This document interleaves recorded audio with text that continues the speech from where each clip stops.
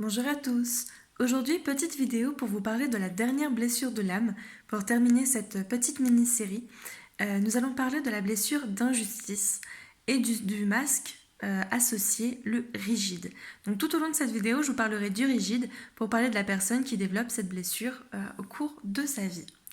Alors comment identifier cette blessure? Comment savoir si cette blessure est notre blessure d'âme ou comment savoir si cette blessure est en train de s'activer à l'instant T dans sa vie? Donc le rigide, c'est un grand sensible qui ne l'accepte pas et qui va tout faire pour se couper de ses ressentis et de ses émotions, croyant s'épargner de la souffrance. Le rigide va aussi montrer aux autres que rien ne le touche. Donc là encore, toujours pour enfouir sa sensibilité. Le rigide va chercher à être parfait dans tout ce qu'il fait, dans tout ce qu'il dit. Il se dit que s'il est parfait, on ne pourra pas s'en prendre à lui, il va s'épargner encore des souffrances et il va veiller à être le plus juste possible. Le rigide, avec cette blessure d'injustice, par conséquent, va craindre l'autorité. Il va craindre tout ce qui se passe comme un commandement qui va réveiller du coup ce traumatisme, surtout quand c'est injustifié. En fait, le rigide ne va pas supporter qu'on l'accuse à tort. Il va se braquer tout de suite et là, on l'aura perdu dans la communication. Le rigide va se sentir obligé de se justifier jusqu'à ce qu'il ait raison. Il veut tellement prendre le dessus, il veut tellement se justifier qu'il va, par tous les moyens, tenter d'avoir raison, coûte que coûte, surtout quand il a raison. C'est quelqu'un de très optimiste, voire un peu trop, parce que sous son masque de rigide, il va pouvoir porter un masque de clown. Il va chercher à tourner en autodérision tout ce qui se passe. Il va chercher à rire aussi, à cacher sa sensibilité derrière le rire, surtout dans des situations dramatiques et donc qui n'ont absolument rien de drôle. Donc il va se cacher derrière le rire pour cacher ses émotions. Il va cacher son malheur aussi, donc pour faire écho à la dernière phrase, il va cacher son malheur en parlant d'événements tragiques, histoire de noyer un petit peu le poisson et qu'on ne s'intéresse plus à lui, à ce qu'il ressent. Il va demander rarement de l'aide. Le rigide veut faire tout par lui-même, il veut être fier de lui, il veut se débrouiller seul et il est très exigeant envers lui et parfois envers les autres aussi. Et il ne va jamais se reposer. Et du coup, il va avoir du mal à comprendre pourquoi les autres se permettent de prendre un petit peu de temps pour eux. Et il va avoir du mal aussi avec les personnes qui demandent sans cesse de l'aide et qui n'arrivent pas à se débrouiller par elles-mêmes. Donc il y a un petit côté aussi intransigeant, côté très exigeant, qui ressort à ce moment-là. Alors comment se crée cette blessure? Donc là on va parler de la blessure originelle.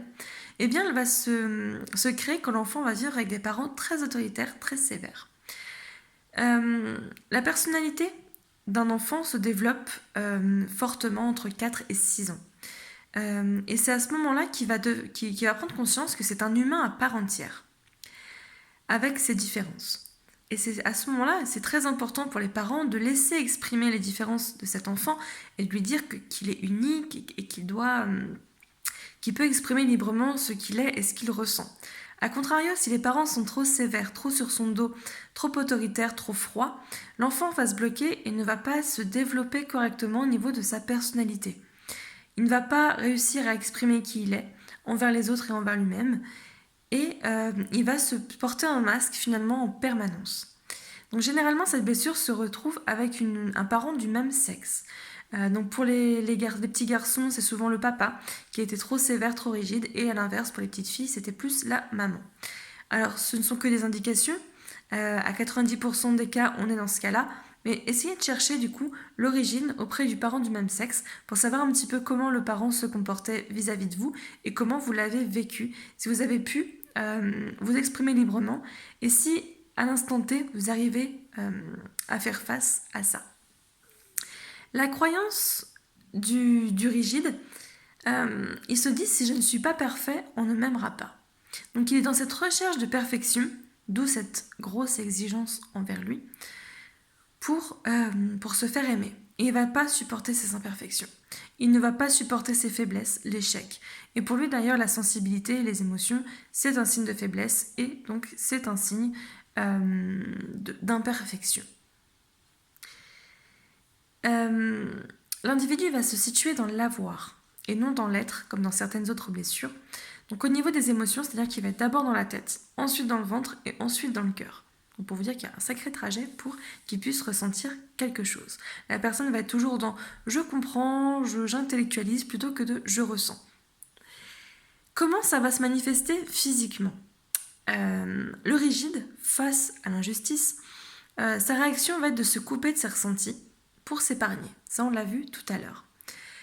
Le rigide, c'est un grand sensible intérieurement, ne l'oubliez pas. Mais il va faire croire que rien ne touche. Donc, pour ça, il va réactiver ce comportement pour ne plus être victime de critiques ou d'injustices. Plus il va s'éloigner de tout ça, moins il ressentira à nouveau cette blessure. Donc le rigide, c'est quelqu'un qui peut paraître très froid et très imperturbable. C'est quelqu'un qui peut souvent croiser les bras en signe de défense. Et du coup, bloquer sa région au niveau du plexus solaire, donc ici. C'est le plexus qui signifie l'expression de soi. Donc en croisant les bras devant lui, comme ça, il va se dire non, tu ne sauras pas qui je suis, tu ne pénétreras pas dans mes ressentis, dans mes émotions. Elles n'existent pas, je les bloque. C'est une personne qui peut souvent s'habiller en noir, toujours pour cacher sa vulnérabilité. Ça peut être une personne qui peut aussi s'habiller de manière complètement différente de ce qu'elle est, toujours dans l'esprit de se cacher. C'est généralement un corps droit et équilibré, bien proportionné, les épaules droites, avec la même largeur au niveau des épaules qu'au niveau des hanches. Chez les femmes vont être plutôt de petite taille, porter souvent des vêtements serrés afin de garder leurs émotions en elles. C'est « je garde tout à l'intérieur ».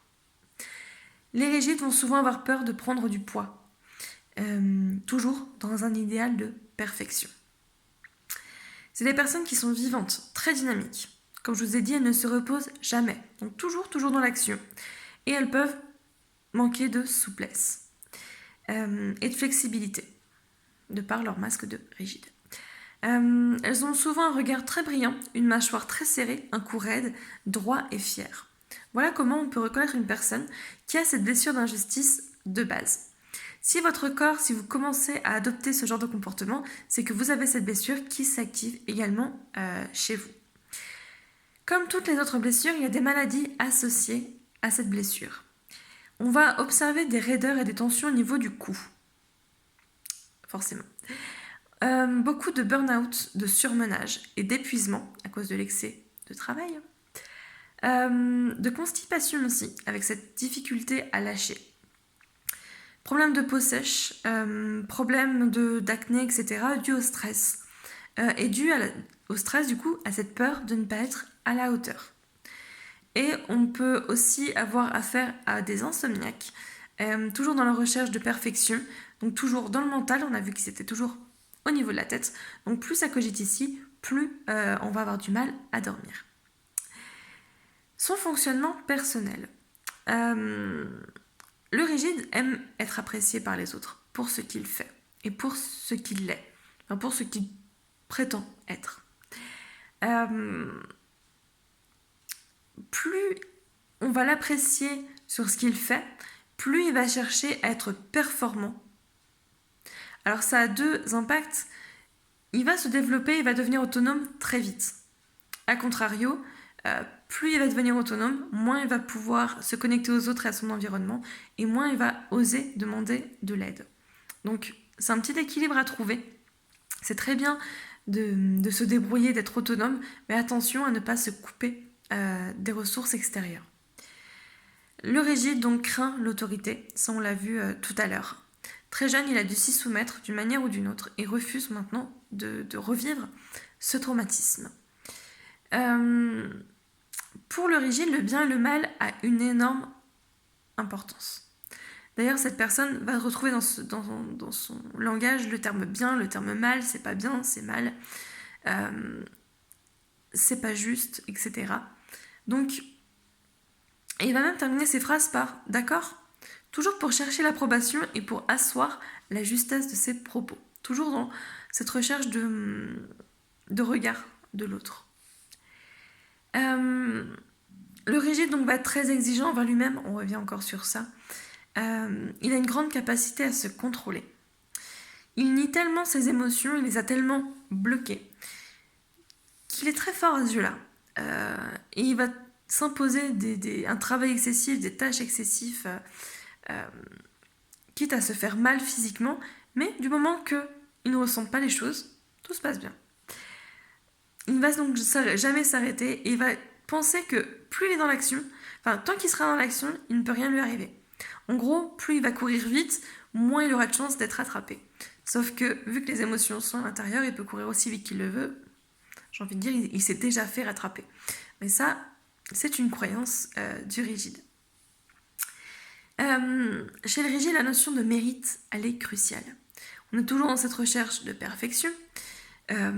Et pour lui, voilà, il fait ce qu'il a à faire, il le fait bien, et il doit toujours en faire plus. Donc, ce rigide va paraître très froid aux yeux des autres, aux yeux de ses collègues, et parfois aux yeux de sa partenaire aussi. Et là, on va voir comment le rigide fonctionne en groupe et au sein d'un couple. C'est pas facile pour le rigide de trouver sa place au sein d'un groupe, faut être franc. Il va vivre en permanence des injustices, il le pense, il va penser même que tout le monde est contre lui. Donc il va avoir du mal à s'intégrer. Il va devenir de plus en plus froid, et il va même pouvoir porter le masque du fuyant. C'est-à-dire que pour se protéger de la souffrance, il va se couper donc de ses émotions, de ses ressentis, et limite fuir complètement les situations qui l'amènent à ça. Le rigide a de la difficulté à se laisser aimer et à démontrer son amour. Il pense trop tard aux choses qu'il aurait pu faire ou qu'il aurait aimé dire. C'est un grand sensible, ne l'oubliez pas. Donc les marques d'attention, les marques d'amour, il ne les montre pas ou très maladroitement. Intérieurement pourtant, ou avec un gros temps de retard, il dit mince, j'aurais peut-être dû faire ça ou j'aurais aimé dire ça. Mais c'est trop tard et ne reviendra pas dessus. Donc c'est injuste par rapport au partenaire, c'est injuste par rapport à lui-même aussi, parce qu'il va se priver d'exprimer ce qu'il pense et ce qu'il est réellement. À côté de ça, même s'il n'exprime pas sa tendresse, il va être dans la séduction. Il a besoin de plaire, il a besoin d'être parfait, il a besoin d'être admiré. Donc c'est pas toujours évident de se positionner face à une personne qui a une blessure d'injustice, parce que justement on a cette personne très froide qui renie absolument tout, qui a peut-être du mal avec vos propres émotions à vous, alors qu'en fait elle est peut-être au moins aussi sensible que vous. Donc c'est un petit peu difficile de composer avec le rigide. Dans le monde professionnel, le rigide va être rarement malade. Il ne s'autorise pas. On l'a vu tout à l'heure, il va toujours chercher à en faire plus et il va toujours chercher à se justifier. Donc le rigide est une personne qui ne va pas écouter son corps, qui ne va pas écouter ses émotions, son ressenti, qui va aller jusqu'au burn-out, à la maladie, jusqu'à ce que son corps lâche. Et même là encore, je crois que ça va être difficile de lui faire comprendre qu'il a été trop loin. Mais voilà, il est rigide, il est inflexible, et pour lui, s'il n'est pas productif, il est en panique et il ne sert à rien. Et la situation devient injuste. Alors qu'en fait, il est juste injuste envers lui-même.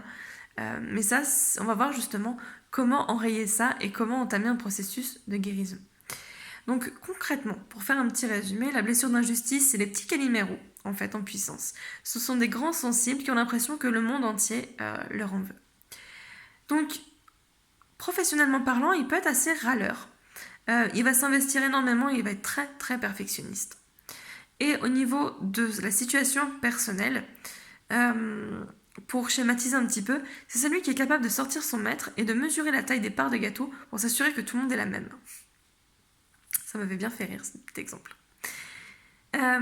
Pour entamer la guérison, il y a un petit mantra qu'on peut poser là-dessus, c'est « Autorisez-vous à vivre votre sensibilité ». Je pense que c'est par là qu'on va commencer. partir du moment où vous accepterez d'être sensible et d'être vulnérable et donc d'être tout simplement humain, vous pourrez débloquer vos ressentis, vos émotions, vous pourrez vous exprimer librement et quand bien même il y a une injustice, vous saurez y faire face, vous défendre ou attaquer si besoin. Sauf que vous pensez que la vulnérabilité est une faiblesse, alors qu'en fait la carapace que vous êtes mis autour de vous, c'est ça votre vraie faiblesse. Une carapace, comme je dis toujours, on peut la détruire. Alors que si vous êtes bien intérieurement, si vous êtes solide, on ne peut rien faire. Donc finalement, la vraie vulnérabilité, est-ce que ça ne serait pas plutôt la carapace qu'on se met plutôt que ses propres émotions? À méditer. On va parler de guérison maintenant. On va voir un petit peu comment entamer le processus. Pour s'en sortir, on va travailler sur sa méfiance. Le rigide est toujours sur ses gardes, toujours méfiant envers les autres. Donc c'est instaurer progressivement des relations de confiance avec les autres et avec soi-même, pour qu'il y ait beaucoup plus de fluidité dans ce qui se passe. Et donc, surtout, c'est enlever son masque de rigide et montrer sa sensibilité, sa vulnérabilité.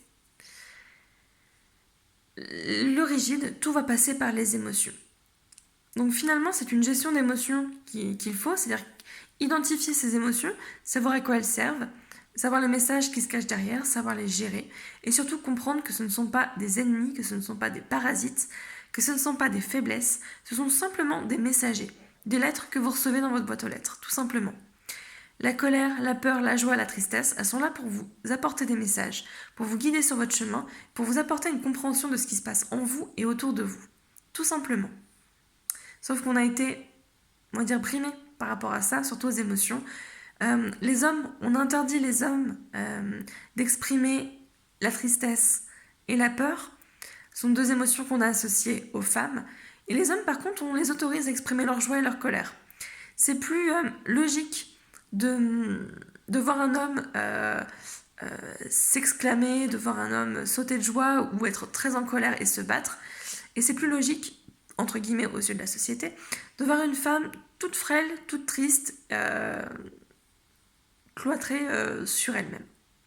Alors qu'en fait, pas du tout, on a chacun les 4 émotions et c'est important de les développer selon les situations. En pratique, on commence par prendre conscience de sa blessure. Avec toutes ces identifications, on se dit « Ok, je suis en train d'activer cette blessure, qu'est-ce que je peux faire ?» On l'accepte, on se pardonne à soi-même, c'est pas grave, et on pardonne aux autres. On cherche à être un petit peu moins perfectionniste et en fait on va s'autoriser à pouvoir se tromper, à avoir le droit à l'erreur. Et surtout on va se donner le droit d'éprouver des sentiments et d'éprouver ses émotions. Il y a quelques questions à se poser quand on est rigide.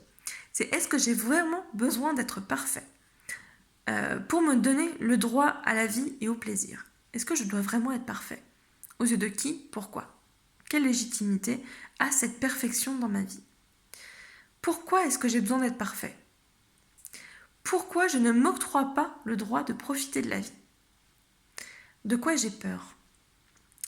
Est-ce que je tiens compte réellement de la réalité de ce qui se passe ou est-ce que c'est des scénarios que je me fais? Comment gérer mes émotions? Est-ce que je me suis assez remis en question? À quel endroit de mon corps je ressens cette émotion? Et quel état émotionnel va me permettre d'atteindre cet objectif? Sauf que pour ça, il faut se reconnecter au côté émotionnel. Mais voilà en tout cas quelques pistes qui vont vous permettre de travailler sur cette blessure d'injustice. Donc pour rappel, c'est peut-être votre blessure d'origine si vous vous retrouvez au niveau de l'enfance et si vous avez ce corps physique, si vous avez la majorité des points qui ont été exprimés dans cette vidéo, c'est une blessure d'origine. Sinon, c'est une blessure qui peut s'activer. Je vous dis, on peut, même dans une journée, activer les 5 blessures, selon ce qui se passe. Donc on peut tous être un blessé d'injustice, on peut tous être un rigide, comme on peut tous être un fuyant, comme on peut tous être un masochiste, via les vidéos passées. Donc, mais c'est important, du coup, juste d'identifier cette blessure et de se dire, ok, je suis en train d'adopter tel comportement, ça signifie que je vis cette blessure d'injustice, je porte tel masque et ça a telle conséquence. Du coup, comment je peux y travailler? Voilà un petit peu le but de cette vidéo. La semaine prochaine, pour vraiment clôturer cette série, je vous propose une vidéo sur la culpabilité. J'en avais vaguement parlé dans la toute première. Et bien, on va revenir dessus. Je pense que c'est important. La culpabilité, on l'a tous vécue. On la vit tous, même encore au quotidien. Eh bien, on va voir un petit peu ce qu'elle apporte et comment travailler avec elle sans faire une alliée. Et pourquoi pas switcher un petit peu certaines croyances. Voilà, bah écoutez, j'espère que ça vous a plu. J'espère que à travers ces vidéos, vous avez pu vous situer un petit peu. Vous avez pu peut-être comprendre certaines choses en vous, autour de vous. Et peut-être que vous serez à même du coup de commencer à travailler sur vos blessures pour que ça se passe beaucoup mieux dans votre quotidien, dans votre travail et dans vos relations. Et avec vous-même aussi. Bah écoutez, je vous souhaite une très belle fin de journée. Une belle semaine aussi et je vous dis à la semaine prochaine pour la suite et fin de cette mini-série. À très vite et prenez soin de vous.